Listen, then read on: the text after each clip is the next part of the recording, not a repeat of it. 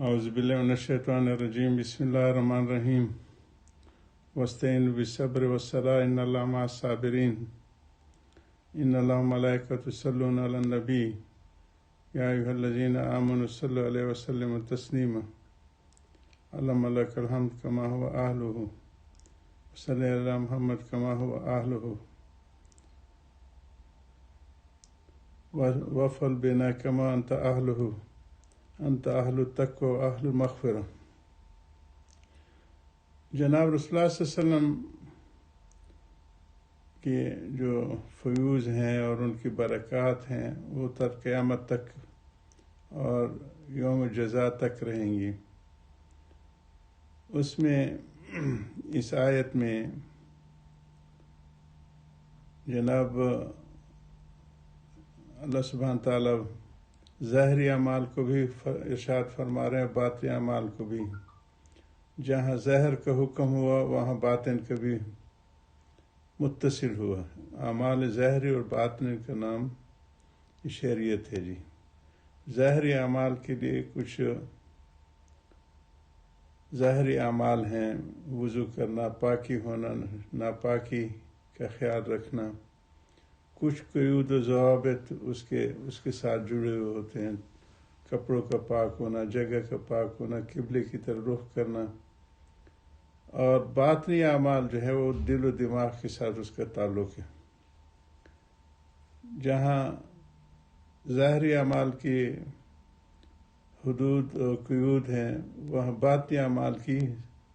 صفائی اور پاکی اور اس خیالات کی پاکی وہ تراش خراش سے کہ یہ کام کرو یا نہ کرو، اس میں اور کوئی پاکی اور اس کے احکام نہیں ہیں، یہ کرو، اور جو اس پہ چل پڑتے ہیں ان کے اللہ پاک ظاہری بھی درست کی فرماتے ہیں اور باطن کی بھی۔ ایک عرب سے ہماری ملاقات ہوئی، حضرت اس کو آگے بڑھا رہے ہیں، تو انہوں نے عربی میں ایک خطبہ بھی سنایا جو تعبیر کے وقت اہل عرب پڑھا کرتے تھے۔ یہ عربوں میں کھجور کے موسم میں اس میں بھی نر اور مادہ ہوتا ہے، اور نر کے پھول آتے ہیں، اس کے ساتھ پھل نہیں آتا، وہ اس کو زمانے میں اس کو جھاڑتے ہیں ان پھولوں کو، تو اس سے جو ہے اس کو اہل عرب اس وقت، جیسے ہمارے ہاں بسنت میں اور ان چیزوں میں کچھ مقامی لوگ فصلوں کے وقت کچھ لوک گیت گاتے رہتے ہیں، تو اسی طرح ان کے عربوں میں ان نر پھلوں کو جھاڑتے تھے، تو اس کا جو مادے کے ساتھ اس کے نر کا پھول جڑ جاتا تھا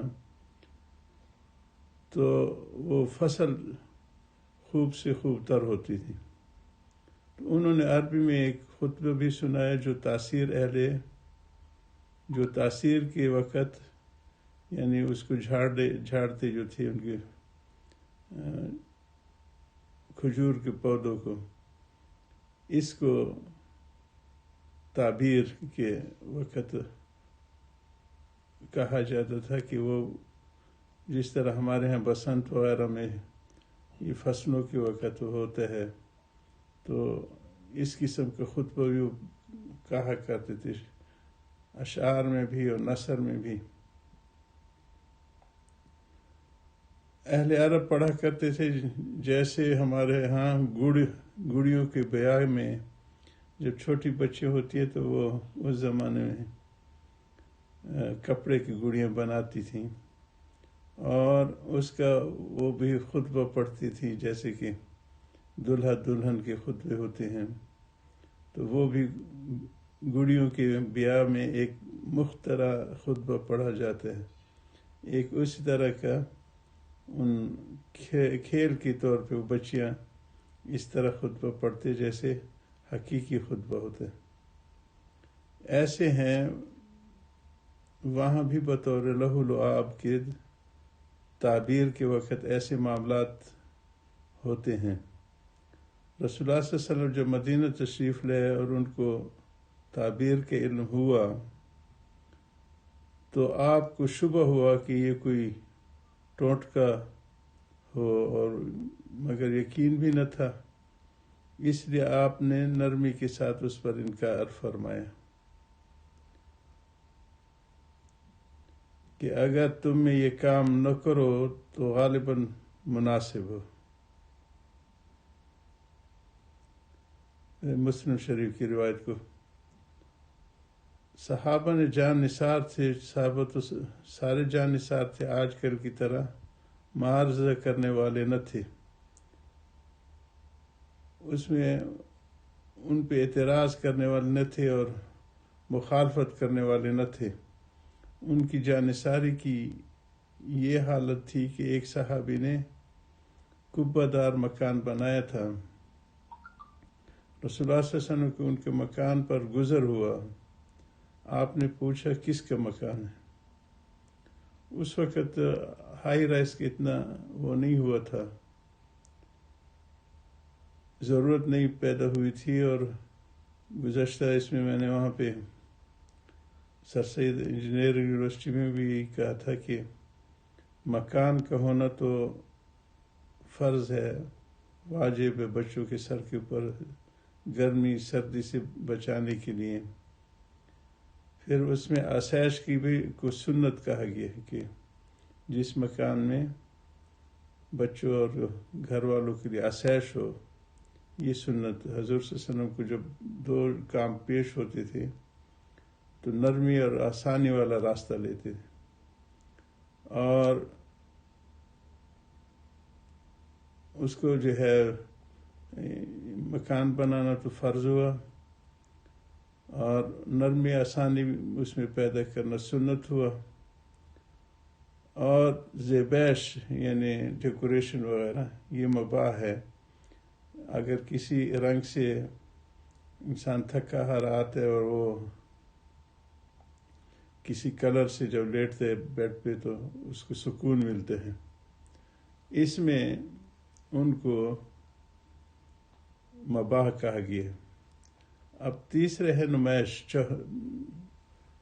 نمائش جو ہے ایک تو ہے کہ آسائش، اس میں ان کو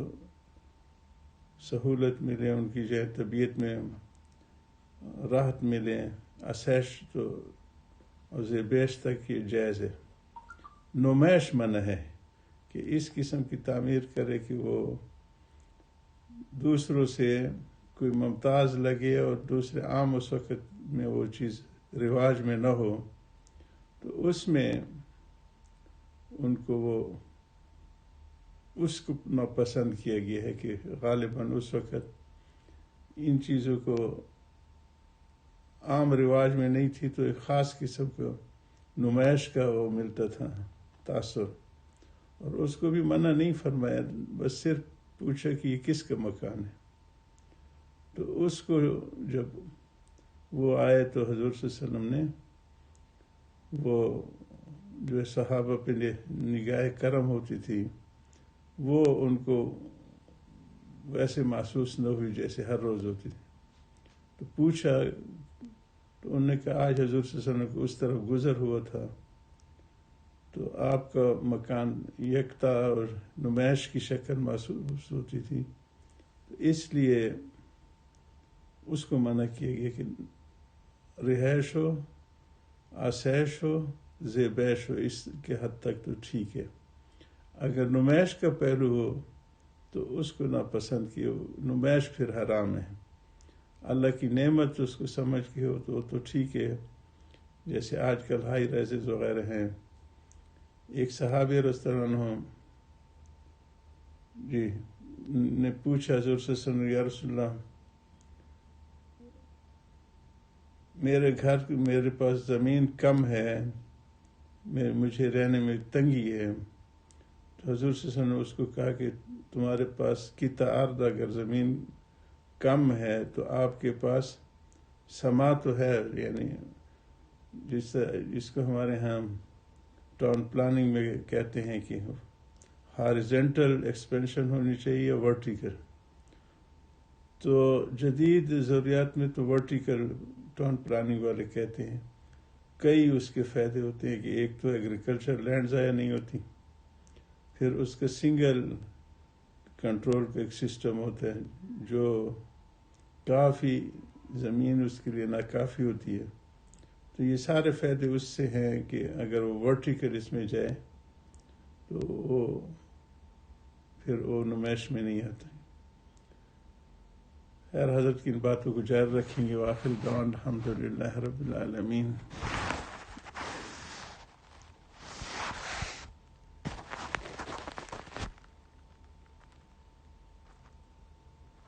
سمجھ آ گئی؟ الحمدللہ کافی اس کے بڑی ضروری چیز ہے. ایکسپلین